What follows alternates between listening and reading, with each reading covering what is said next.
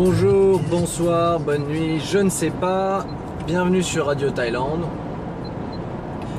Alors, aujourd'hui j'ai eu un peu de mal à trouver un thème puisque j'ai pas mal parlé récemment d'immigration, d'identité nationale, de sécurité, donc je vais vite.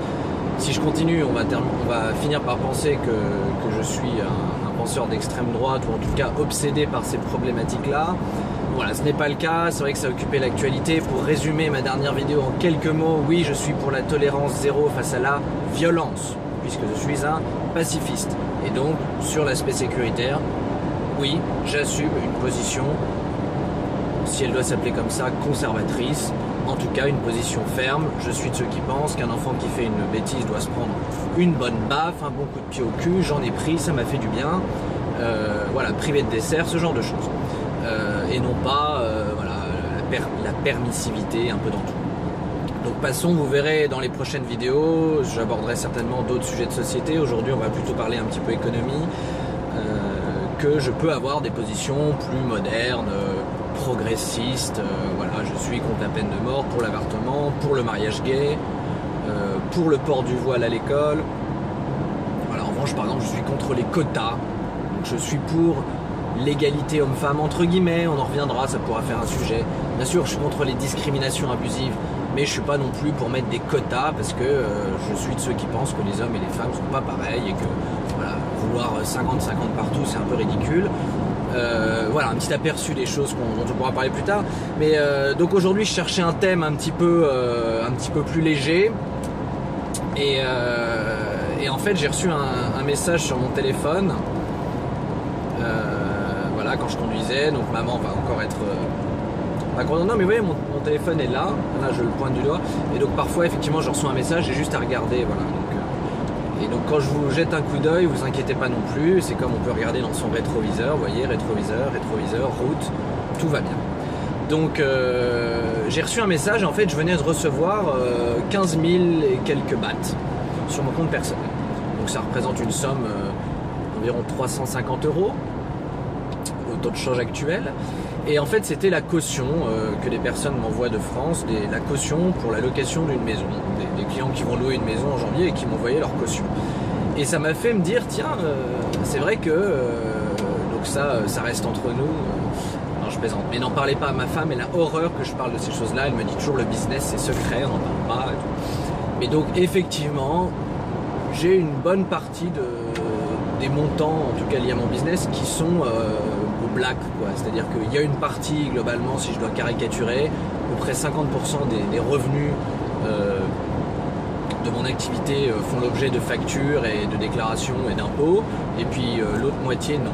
Alors à ma décharge, il faut savoir que j'ai aussi beaucoup de dépenses non déclarées, en gros tous mes déplacements, essence, hôtel, etc. Parce qu'en Thaïlande, c'est assez difficile en fait d'avoir des reçus pour tout ce qui est petites dépenses.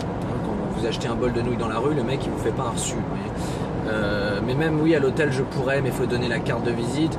Donc voilà, disons, vu que je sais que je profite un peu sur le côté revenu, bah, j'abuse pas non plus, voilà, je fais pas des reçus pour tout. Lui il est un petit peu, vous voyez, je regarde, je suis prudent, hein. Lui il était sportif.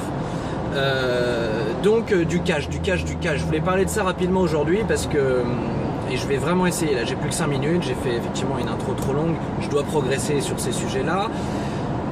Et bien voilà, en Thaïlande le cash est encore là, vous voyez, c'est-à-dire qu'il y a toute une économie en billets, quoi, si vous voulez, hein. Quand vous achetez votre soupe de nouilles dans la rue, c'est du cash, il n'y a pas de TVA, et donc plus généralement, voilà, dans les banques, on utilise encore des billets. Si vous arrivez à la banque avec une valise de billets que vous déposez, personne ne vous regardera avec des yeux bizarres, alors que chez nous, effectivement, si vous payez avec un billet de 500 €, on va vous regarder comme un extraterrestre. Et donc vous voyez la logique, hein, du fait que j'ai reçu un paiement cash, je réfléchissais à ça, et en fait au début je me suis dit même, tiens, je suis hors la loi. Bien sûr que non, je suis pas hors la loi, je travaille ici, j'ai une entreprise, un permis de travail, ce qui n'est pas une mince affaire. Et effectivement, après en Thaïlande, entre la loi, et la Thaïlande est un pays de loi, et j'aurais voulu vous lire, et je vous le lirai plus tard, un extrait des Thaïlandais décrit par un missionnaire français il y a 400 ans, 300-400 ans, saisissant de réalité, donc qui montre que les Thaïlandais en tout cas ont vraiment le sens de la loi, si vous voulez, des problématiques juridiques. Mais entre la loi et la pratique en Thaïlande, il y a, voilà, ça fluctue un peu, quoi. Il y a la loi, il y a la pratique. Et donc on apprend à vivre avec ça et tout va très bien. Donc ce qui fait que, mais la loi, pour en revenir à l'histoire de cash, la loi par exemple, il faut savoir qu'en Thaïlande, tout entreprise, tout business qui fait moins de 1,8 million de bahts par an de chiffre d'affaires, ce qui est moins de 40 000 € à peu près de chiffre d'affaires, n'est pas assujetti à la TVA. Vous voyez, c'est ce qui fait qu'en fait en Thaïlande, pour résumer, il y a une microéconomie, il y a un peu des économies en Thaïlande, deux économies. Il y a les grosses boîtes détenues majoritairement par des grosses familles thaï chinoises qui contrôlent en fait à peu près tous les secteurs stratégiques de l'économie, hein, les transports, l'énergie, les télécommunications, la grande distribution. Et puis après, il y a tous les petits commerces, enfin tout ce que vous voyez quand vous vous baladez partout. Tout le monde en Thaïlande fait un peu du business. Tout le monde a un petit magasin, un petit shop, achète, vend. Voilà, les Thaïs, ils achètent, ils vendent. Mais la grande partie de cette petite économie, c'est des billets, c'est du liquide, et pop, et ça paye pas de taxes, et ça achète, ça vend. Et pourquoi je trouve ça bien? Et ouais, il me reste 2 minutes 30 pour faire la métaphore du jour dont je suis assez fier, ma métaphore sur le LBO, on y arrive. Eh bien, moi je trouve que conserver comme ça une économie cash, eh bien c'est fort bien, voyez-vous, parce que en Europe, on a tendance à nous montrer le cash un peu comme l'ennemi. On assimile rapidement le cash à de l'argent sale, la drogue, les armes. Eh bien, c'est tout faux. En fait, le fait qu'aujourd'hui on n'ait plus le droit d'utiliser un billet de banque en France, ça montre bien qu'on est tombé, enfin, c'est le contrôle en vérité de l'État et de ce que certains appelleront l'oligarchie financière. C'est un peu Big Brother, parce qu'effectivement aujourd'hui tout est contrôlé, vous voyez, tous vos paiements sont contrôlés, vous ne pouvez plus rien faire sans payer une taxe, d'une certaine manière.